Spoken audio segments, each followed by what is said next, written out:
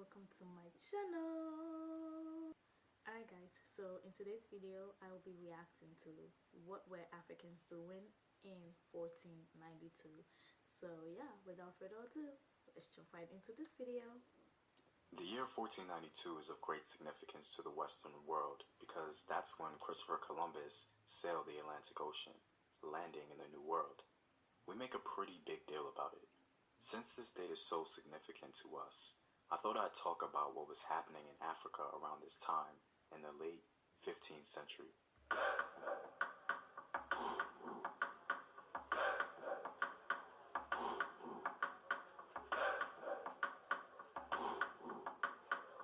What up, African World? It's Home Team here, and I'm back at it with another video of African history, culture, and worldview. And as always, if you want to support the Home Team, you can do so on Patreon.com.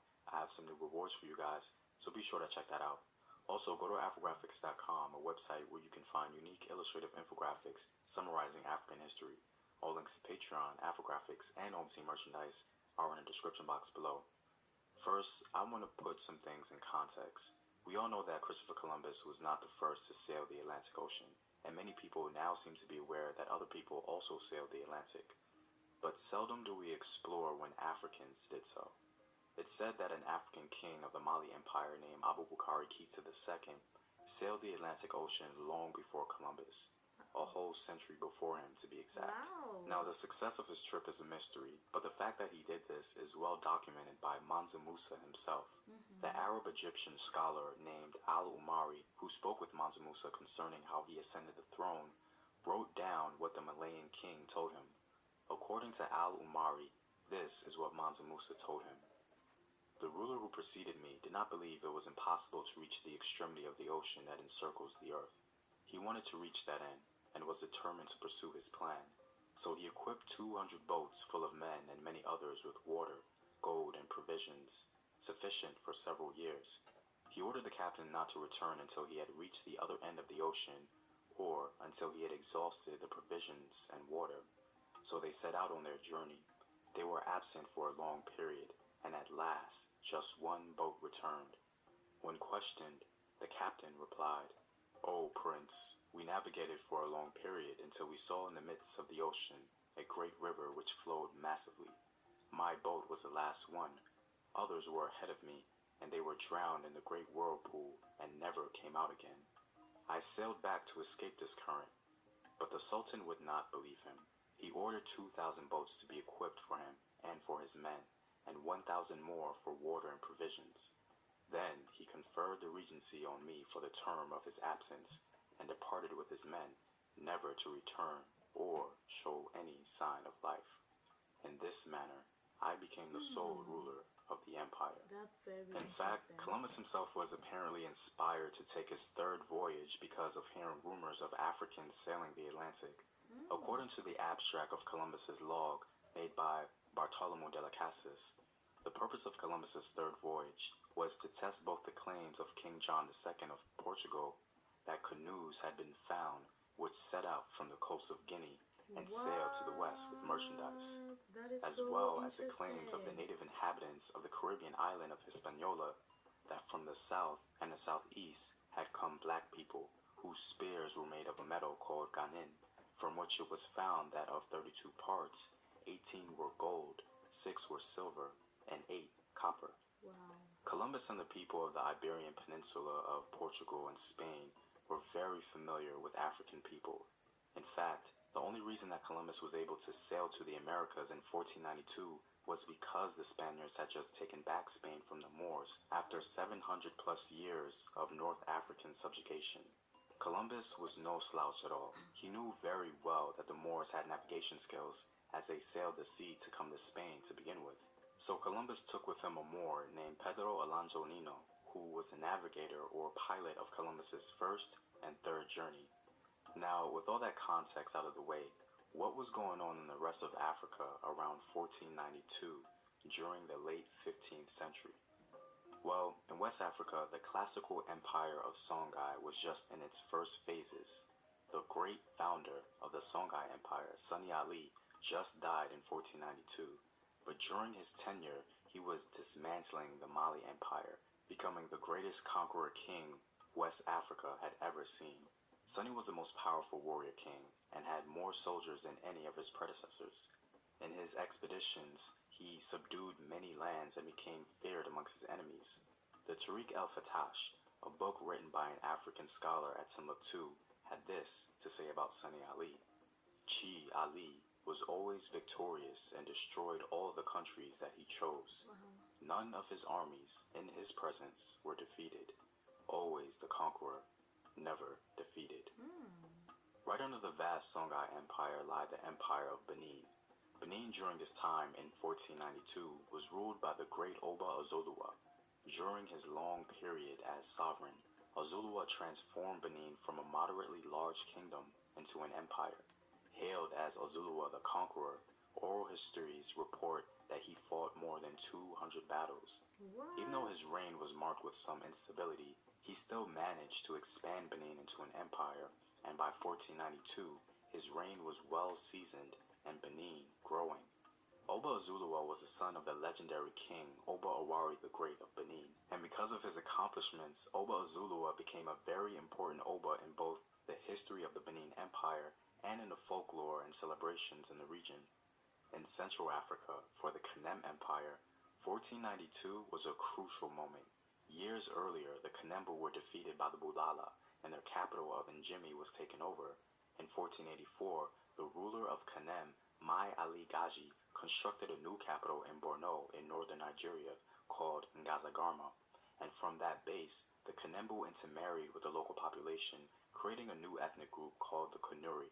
The establishment of a new base for refugees of Kanem was crucial for the revival of the Kanem Empire, and so, in 1492, Mai Ali Gaji was able to rally the troops and begin conquering a lot of territory with the end goal of reconquering their homeland. And in 1497, Mai Ali Gaji had developed his Borno Empire to such an extent that he was able to return to Kanem and retake the ancestral capital of Njimi from the Bulala.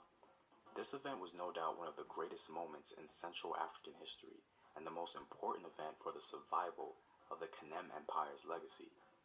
Also in Central Africa, it was the beginning of the end for the Congo Empire. In 1492, Congo was just being introduced to Christianity for the first time by the disingenuous motives of the Portuguese. King Nzinga Nkuwu sent his ambassador Kasuta to Portugal and instructed him to request priests, carpenters, and stonemasons to build a house of prayer. He also sent Congolese nobles and children to learn Portuguese and become Christians. In 1491, King Nzinga Nkuwu of Congo was baptized and officially accepted Christianity. His baptism was well documented, as he's said to have sat on a throne carved of ivory and wood, which was placed on a high platform, and he also wore a tall crown they called Mpu. The primary reason for the conversion of King Nzinga Nkuwu was articulated by Alan Schofield. It was only then the Portuguese learned the real reason for the quick conversion. The kingdom was on the point of civil war. Several people were rebelling against the central power, and that Mwene Congo was about to help his son, Afonso, put down the revolt. Naturally, he wanted Portuguese aid. One must try to imagine the Portuguese at this moment. There were not many of them by comparison with their black host. They had come to this remote place to proselytize and begin a trading organization, and within a few weeks of their arrival, they were being asked to take part in a war which did not concern them in the least. But the request came from a brother in Christ, and it was not possible to refuse.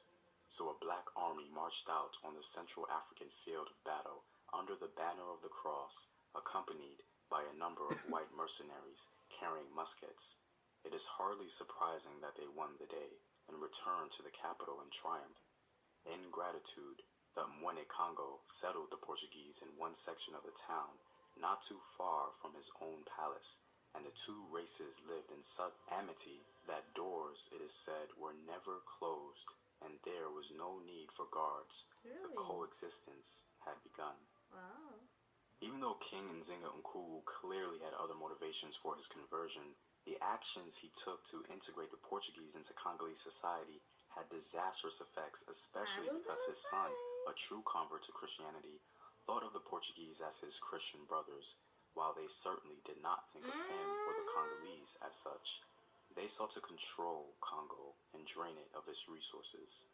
In southern Africa, around 1492, the Shona Kingdom of Mutapa became the premier Shona state in the region. The founder of Mutapa, Inyatsimba Mutota, had a son named Matope, who extended Mutapa into an empire during this time. King Matope became very wealthy by exploiting copper and ivory from the Middle Zambezi. King Matope's armies overran the kingdom of Manyinka, as well as the coastal kingdoms of Keteve and others, turning Mutapa into a vast empire. Much later, a Portuguese chronicler named Antonio Bacaro tells us about Mutapa. The emperor shows great charity to the blind and maimed, for these are called the king's poor, and have land and revenues for their subsistence. And when they wish to pass through the kingdoms, wherever they come, food and drinks are given to them at the public cost as long as they remain there. And when they leave that place to go to another, they are provided with what is necessary for their journey and a guide, and someone to carry their wallet to the next village. In every place where they come, there is the same obligation, under penalty that those who fail therein shall be punished by the king. Moving along to East Africa and Ethiopia, the year 1492 was during the reign of Emperor Eskender. Eskender, a prominent Christian king, sought to make war on the Muslims in Ethiopia. It was during this time that raids and counter-raids between the Ethiopian Christians and Muslim powers intensified. This period was the beginning stages of determining which religion would have dominion over Ethiopia, Christianity or Islam. It was said that Emperor Eskender was of a bold disposition and was an expert horseman and well trained in the use of bow, shield, and spear. And at the same time, he was gracious, compassionate, and merciful. Previously, in 1487, King John II of Portugal, who had always been eager to enter into communication with Prester John, the mythical Christian ally of Africa, sent on a mission to the east the navigators Perdo de Covilham and Alonso de Pavia. In 1491, de Covilham entered Ethiopia and made his way to the court of Eskender, where the king received him with great honor. Eskender made him his confidant and counselor, and found him so useful that apparently he wouldn't allow him to leave. According to some authorities, Eskender was murdered in 1492, but his death was hidden by Queen Helena and her advisors for nearly 3 years. Eskender was succeeded by his son, Amda Seyon, who was only 7 years old when he ascended the throne. He died before the end of 1494. Well, I'm all out, guys. Hopefully I painted a fairly good picture of what was going on in some of the most prominent states of Africa. If you like these videos and want to help out in its continued production, you can support the home team on patreon.com. The link is in the description box below. Alright guys, so this is the end of the video. If you like this video, please do not forget to give it a thumbs up. Also, please do not forget to subscribe to my channel, and if you have any comments, you can leave them down in the comment section below. And yeah, I will see you all in my next video. Bye.